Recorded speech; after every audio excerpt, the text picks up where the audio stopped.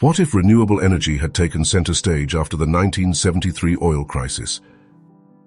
Imagine standing in a gas line stretched for miles, tensions high, frustration palpable. The year is 1973, and the world is reeling from the OPEC oil embargo. Economies are faltering, and society is questioning its reliance on fossil fuels. Now picture a different course of history, one where leaders embraced renewable energy as the solution, sparking a revolution to transform how we power the world. Could we have avoided the energy crises, wars, and environmental disasters that followed? What would our planet and our lives look like today? Let's journey into this alternate timeline and explore how prioritizing renewable energy then could have shaped our present. The 1973 oil crisis was a wake-up call. The OPEC embargo abruptly cut oil supplies to the US and other countries, leading to skyrocketing oil prices and widespread shortages. Scenes of long gas lines and economic turmoil dominated headlines, striking fear into the hearts of millions. Suddenly, the modern world's dependence on oil seemed not only unsustainable, but dangerously fragile. Yet in response, nations largely doubled down on fossil fuels. Oil exploration expanded, and investments surged in coal and natural gas. Though there were whispers of renewable energy, solar panels, wind turbines, and geothermal heat, it remained a niche interest. The opportunity to pivot to sustainable power was, for the most part, abandoned. But what if it wasn't? Imagine a world where, instead of bolstering oil and gas, governments and industries had acted decisively to embrace renewables. The 1973 crisis could have been the spark for a global energy revolution. The first step would likely have been policy-driven. Governments could have introduced significant subsidies for solar, wind, and geothermal technologies, funneling research and development funds into these emerging industries.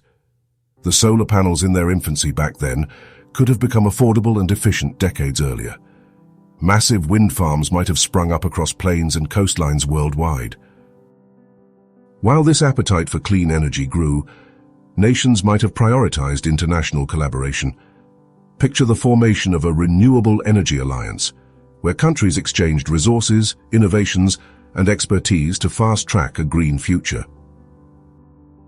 Beyond technology and policy, this alternate history would require a cultural shift. Public campaigns might have positioned renewable energy as the backbone of modern life, emphasizing its promise for sustainability, security, and independence. Schools could have integrated energy education, teaching generations to value and innovate clean energy systems. But how might all these developments have impacted our world today? Let's fast forward through these 5 decades of hypothetical progress. Solar energy could have transcended its early limitations. In this timeline, funding breakthroughs in materials, science could have led to ultra-efficient solar panels as early as the 1980s. By now, entire cities might run on solar power, and rooftops filled with sleek, durable panels would be commonplace. Wind energy could have flourished even earlier, with high-capacity turbines dominating landscapes and offshore platforms. Energy grids could be fortified to ensure smooth delivery of wind-generated electricity to even the most remote areas. Geothermal projects could have scaled significantly. Might homes worldwide be heated and cooled straight from the Earth's energy?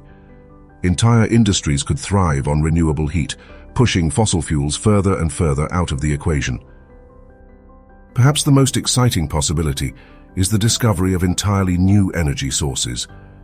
Renewables today are often discussed in terms of solar and wind, but it's fun to imagine other forward-thinking solutions.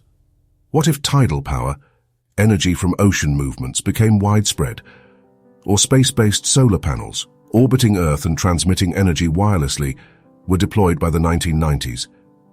The possibilities seem endless when innovation is prioritized. Now think of the environmental impact of half a century of renewable energy dominance. Climate change, while not entirely solvable by energy reform alone, would likely be less advanced than it is today. CO2 emissions from burning fossil fuels could have been drastically reduced. Rising sea levels, extreme weather, and biodiversity loss may have been mitigated, giving ecosystems a fighting chance. The air in cities would likely be cleaner. Without heavy reliance on coal plants or gas-powered cars, Smog-filled skylines could be replaced with clearer skies.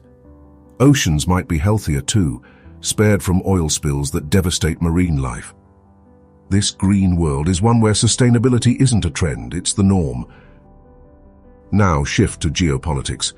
In our alternate timeline, widespread adoption of renewable energy could have eased competition over oil and gas resources. Wars and conflicts rooted in energy disputes might have diminished, with nations turning their focus to technological collaboration and peaceful growth instead. For individuals like us, life would look different. Electric and even solar-powered cars could have been the industry standard for decades, with public transit systems entirely reliant on clean energy. Net zero homes powered by local solar grids or geothermal systems might have been accessible to all income levels, drastically reducing monthly power bills. Urban centers or smart cities could have evolved into marvels of sustainable design. Imagine streets lined with vertical wind turbines, buildings adorned with energy-producing facades, and systems that recycle energy waste in real time. These innovations might feel utopian in our current reality, but in this alternate timeline, they are simply the result of prioritizing renewable energy after 1973. While it's thrilling to imagine, some questions linger. Could the technological and financial hurdles of the 1970s have been too great to overcome? Would governments and industries have truly set aside short-term economic gains to invest in renewables for the long run? And could this steep shift towards renewables have unforeseen consequences, such as trade imbalances for countries rich in fossil fuels? These questions remind us that change is rarely simple or linear, and yet they also urge us to reflect deeply on our present. History teaches us lessons, not just about the past, but about opportunities we can seize now.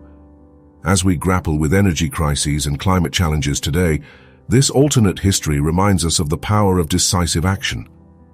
It shows how tough decisions at pivotal moments can shape generations. We stand at a crossroads now, as the push for renewables gains momentum once more. Will we finally prioritize clean energy as a global community, learning from the fossil fuel dependency of the past? Or will we delay action yet again, burdening future generations with the consequences?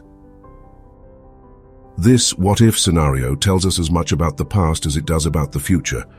But I want to know what you think. How do you imagine the world if renewable energy had been prioritized after the 1973 oil crisis? Would industries, governments, and our environment be drastically different today? What alternate histories or future possibilities intrigue you? Let me know in the comments, because your perspective matters. And if you enjoyed exploring this historical what-if, make sure to subscribe to the channel. Together we'll dive into more thought-provoking journeys that challenge how we see the past and inspire how we shape the future. Thank you for watching, and let's keep imagining the possibilities.